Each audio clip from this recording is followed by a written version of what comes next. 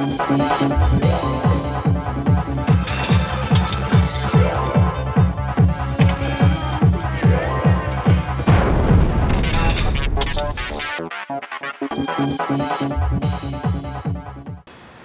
like दिल चीज़ क्या है आप मेरी जान लीजिए, सीने में जलन आँखों में तूफान सा क्यों है, still remain memorable because the words are immortal. And it is this relationship between words and music that I am trying to understand for today's episode of Beach Street. And what better way to do it than meet a musician who knows the world of poetry only too well.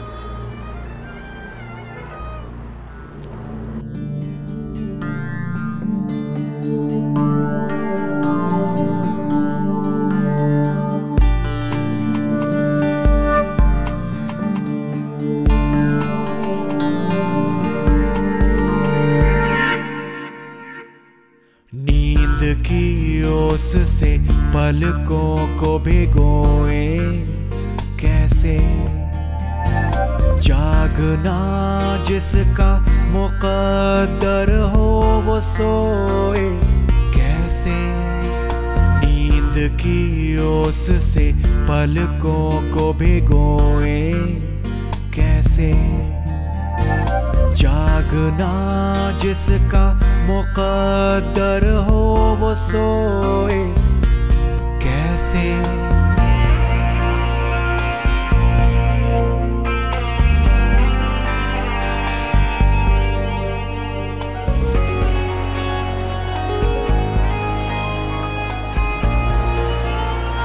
Faridun Shahryar is a well-known film journalist, writer and a musician. Lives with his wife Arifa and daughter Insha in a quiet suburb of Mira Road. He is the youngest son of Shahryar, the Sahitya Academy winning legendary Urdu poet, who also won the Gyanpith Award in 2008.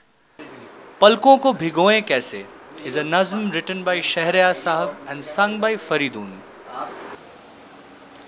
We travelled across the salt pans on the western fringes of the city to one of Faridun's favourite spots, a beautiful lake near Gorai Beach. We talked about his interest in music, poetry and his memories of Shahryar Sahab. I was interested in music since my childhood actually. It was a very, very strong passion for me, and I've been participating in singing competitions. I think I won for the first time in class 4th, I still remember, and class 5th as well, and then I was regular in school choir and all that stuff. That was happening, and then once I got into college and 11th to 12th, and I was performing on stage, and basically I'm from Aligarh. So we have this huge stage in Kennedy Hall actually. It's like a 2,500 capacity auditorium we have. And there I started performing, and when I was in my graduation I started learning classical music, and I used to compose, and I used to just keep on just doing my riyaz and all that stuff.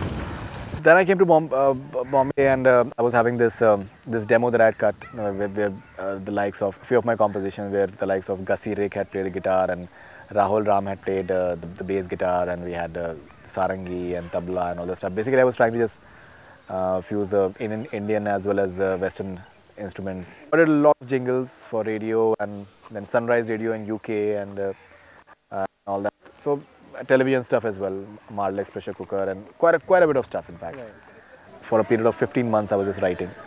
So I got hooked on to the entire idea of writing, and once that was completed I started freelancing for newspapers and magazines once again. And I was just asked to just join a website, and from there it just took on, and I started doing interviews on video and a lot of other stuff, which I was enjoying as well. It was not as if like that I had given up on music or anything of that sort. But you have to just look at the practicals as well while you're in Mumbai, when you're having a family and all those things as well. Music is not a very easy profession to fall back upon. A friend of mine, his name is Navneet Kedar, and he's a very old friend of mine. And he had a composition while I was in my hometown in Aligarh, and he said that, why don't you sing it? Right. So I sang that was around 3.5 years back. Right. And we were really happy with the result, and then we started doing more stuff, and we recorded a nazm of my father, which was Naseem Soob ro rahi hai wadi gulab mein, lahu ki ek boond bhi nahi hai aftab mein. So that's how we just gradually started recording. yeah, music? I came back to music, but more as a passion. After a point of time, we started just composing stuff of my father's poetry, and that was a very enriching experience because it's a strong belief that I have that if you have good words to fall back upon, the entire mood, the entire impact it has on people, I think just grows by many folds. You've just come out with the video. Yeah, that is the first video that we did, वो अंधेरी रात की चाप थी जो गुजर गई, for which I think we've got a very good response on artistallowed.com. It's free verse. It's like starting off from somewhere. Maybe I'll just sing a few lines from that as well. It's like वो अंधेरी रात की चाप थी जो गुजर गई, वो अंधेरी रात की चाप थी जो गुजर गई, कभी खिड़कियों पे ना झुक सकी, किसी रास्ते में ना रुक सकी, उसे जाने किसकी तलाश थी, वो अंधेरी रात की चाप थी जो गुजर गई.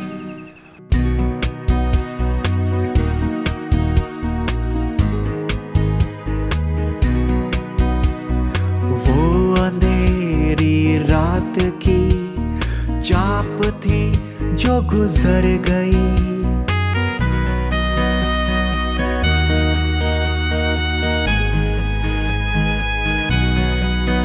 कभी खिड़कियों पे ना झुक सकी, किसी रास्ते में ना रुक सकी,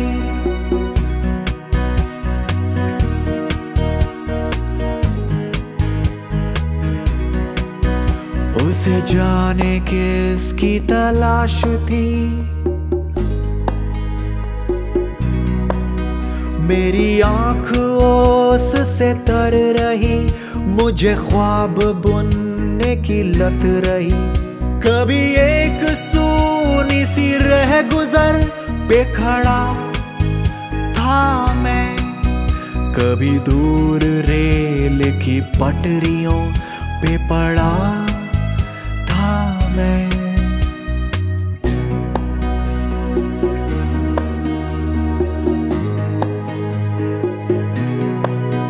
वो किसी के जिस्म की चाप थी जो गुजर गई,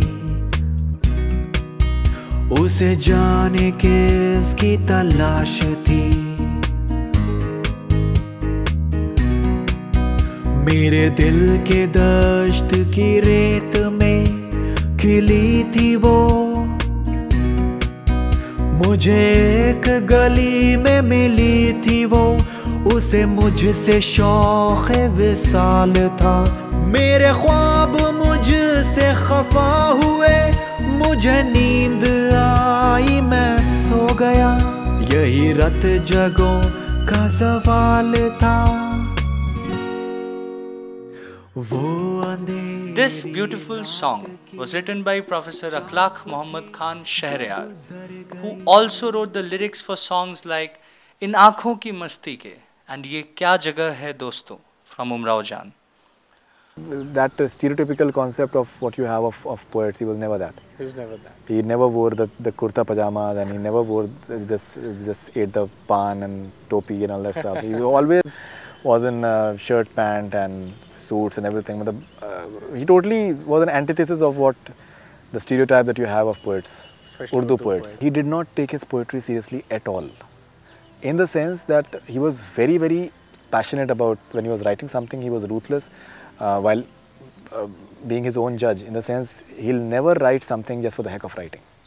कभी भी किसी भी सब्जेक्ट के ऊपर उन्होंने कभी कोई चीज़ नहीं लिखी. राइट्स हो रहे हैं, लोग भुनाने के लिए मुशायरों में राइट्स के ऊपर शेर लिख देते हैं, गज़ल लिख देते हैं और जाके सुनाते हैं, खूब वाहवाही होती है. कम्युनल हारमोनी के ऊपर लिख देते हैं और जाके खूब वाहवाही होती है. अब्बा ने कभी नहीं किया, कॉन्शियसली कभी नहीं किया कि यार ये सब चीज़ें बुराने वाली चीज़ें हैं, बुराने वाली मतलब मौजू के ऊपर सब मैं नहीं लिखूंगा. I won't right on subject at all. Maybe that is one of the reasons he did not write for too many films. What is the influence that Shahriyar Sahab has had on Faridun? And what is it like for him to be the son of a famous poet? When you are the son of a famous poet, then obviously you obviously are put in the dock yourself that you have to prove yourself one way or the other, and too many expectations, and obviously the comparisons will be there all the time as well, and those things are there. But I've consciously tried to just find my own way. I've learned a lot from him in terms of we've had long discussions on poetry for the last, before he passed away, for the last 15-16 years. I was the first one whom he used to just make his like he used to make me listen to his poetry. He used to recite it to me on phone, and I used to just jot it down on my computer or a notebook or something like that. And he used to make corrections to those ghazals or nazms, and he used to make me listen to them once again. In fact, another ghazal we've shot a video for. In fact, we recorded it almost 20 days before my father passed away, and we made it listen to him as well. And it's Palko Ko Bhigoye Kaise, and we've shot a music video for it. My friend Navneet has composed it. But we just shared a lot of ideas as to what the entire basic theme of the ghazal was, and how we should be just doing the arrangements, and I felt that they should be minimalistic music arrangement, because that can have far more impact. Right. So even he came out with something really unique, the way it starts off and the kind of music arrangements which were there. And there's a guy called Nabil Firoz who played the guitars, both electric as well as acoustic. I think he just performed beautifully on that as well. But we've kept the idea of ghazal in that, in the sense that the hook line, it repeats. We've kept it so that it registers, because we felt that it will register more with people. Like if it goes like this, that नींद की ओस से पलकों को भिगोए कैसे, जागना जिसका मुक़द्दर हो वो सोए कैसे, नींद की ओस से पलकों को भिगोए कैसे.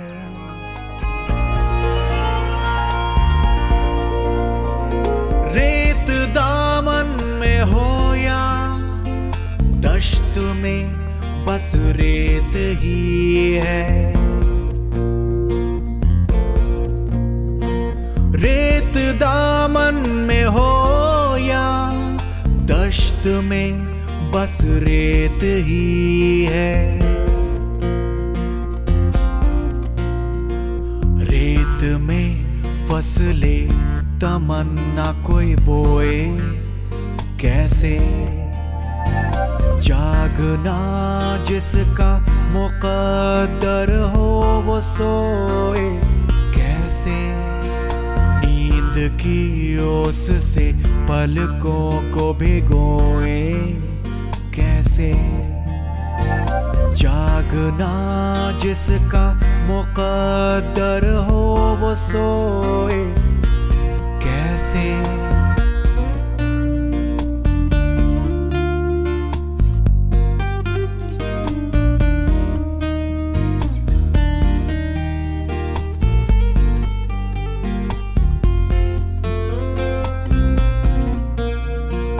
ये तो अच्छा है कोई पूछने वाला ना रहा,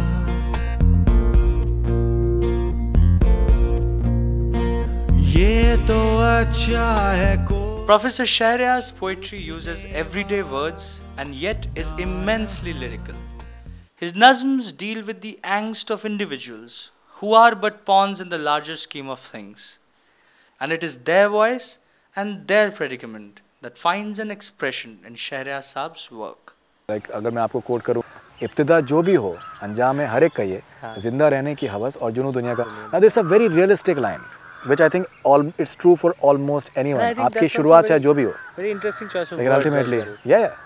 And but conveys a lot, huh? जिंदा रहने की हवस.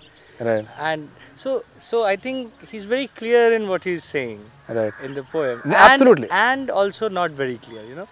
Ambiguity is something जो कि बहुत ही, मतलब मेरे जब डिस्कशन अब्बा से होते थे तो वो कहते थे कि एम्बिग्विटी बहुत इंपॉर्टेंट चीज़ है. शायरी में अगर एम्बिग्विटी नहीं है तो फिर शायरी और प्रोज में कुछ फ़र्क ही नहीं रह गया. और उसमें वो एक उन्होंने एक हवाला दिया था एक शेर का, इनफैक्ट सीने में जलन का ही इनफैक्ट दिया था कि सीने में जलन आँखों में तूफ़ान सा क्यों है. इस गज़ल की जो खूबसूरती है वो इसमें है कि सीने में जलन आँखों में तूफ़ान सा क्यों है. तूफ़ान क्यों नहीं, तूफ़ान सा. बिल्कुल बिल्कुल. दैट एम्बिग्विटी जो है वो सा से आती है. सीने में जलन आँखों में तूफ़ान सा क्यों है, इस शहर में हर शख्स परेशान सा क्यों है. परेशान नहीं है, परेशान सा, that सा जो है, mere small that word also adds to ensures the that- ambiguity. That's something that that, the Abba poet- told me once, that about the ambiguity part. That the poet is also an observer. He's not claiming to Be a god. know कि परेशान है. He is not नहीं. claiming to be God, because if you claim that you know everything, then you become a god. Right. And poetry वो तभी relatable है जब आप एक इंसान हो और आप मतलब एक कॉमन मैन के पॉइंट ऑफ व्यू से आप सोच सकें, और वो रिलेटेबल तभी हो सकती है जब उसके अंदर एक सेंस ऑफ कि मतलब वो लगे कॉमन मैन को कि हाँ ये हमारे बारे में बात कर रहा है। उससे पलकों को भिगोए कैसे, जागना जिसका मुकद्दर हो वो सोए कैसे।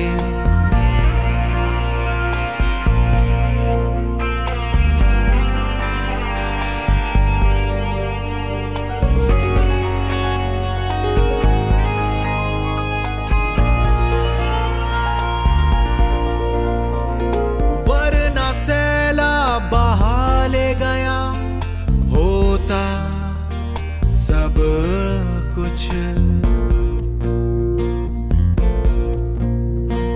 वरना सैला बहा ले गया होता सब कुछ।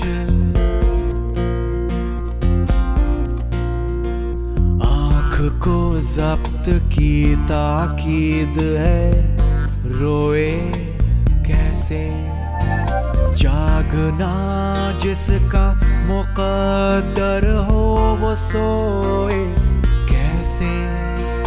नींद की ओस से पलकों को भिगोए कैसे, जागना जिसका मुकद्दर हो वो सोए। We travel back to Faridun and Arifa's house to read some of Shahryar Saab's poetry and find more music in his verse.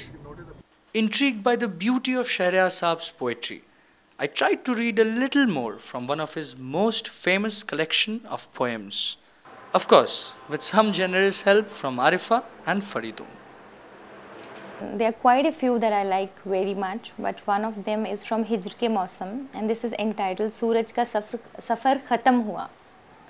It's like सूरज का सफ़र ख़त्म हुआ, रात ना आई, हिस्से में मेरे ख्वाबों की सौगात ना आई, मौसम ही पे हम करते रहे तब सराता देर, दिल जिससे दुखे ऐसी कोई बात ना आई, यूं डोर को हम वक्त की पकड़े तो हुए थे, इस बार मगर छूटी तो फिर हाथ ना आई, हमराह कोई और न आया तो गिला क्या, परछाई भी जब मेरी मेरे साथ ना आई, हर सिमत नज़र आती है बेफसल ज़मीनें, इस साल भी इस शहर में बरसात ना आई।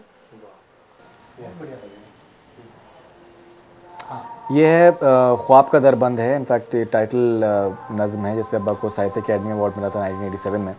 बहुत ही खूबसूरत नज़्म है एंड आई थिंक कहीं ना कहीं मतलब जो सारी अब्बा की शायरी है या फिर जो एक रियलिज़म है उसको बहुत ही खूबसूरती से बयान करती है। पर्सनली मैंने बहुत सीखा इससे। नज़्म है कि मेरे लिए रात ने आज फ़राहम किया एक नया मरहला, मेरे लिए रात ने आज फ़राहम किया एक नया मरहला, नींदों से खाली किया अश्कों से फिर भर दिया, कासा मेरी आँख का और कहा कान में, मैंने हर एक जुर्म से तुमको बरी कर दिया, मैंने सदा के लिए तुमको रिहा कर दिया, जाओ जिधर चाहो तुम, जागो कि सो जाओ तुम, ख्वाब का दर बंद है। जाओ जिधर चाहो तुम, जागो कि सो जाओ तुम, ख्वाब का दर बंद है। As the day ended, I realized that words and poetry have an inherent musical quality. These, when put to a tune, can work wonders. Music may reside in free verse, like nazms, or may find an expression in a more recurring arrangement of words, like ghazals. Faridun Shahryar has managed to give his father's poetry a wonderful voice. Professor Shahryar's poetry and his son's music have made me realize the importance of words in the music around me. Keep watching Beat Street with me, Suhail Banerjee, as I make an attempt to chart the music in Mumbai, only on City First.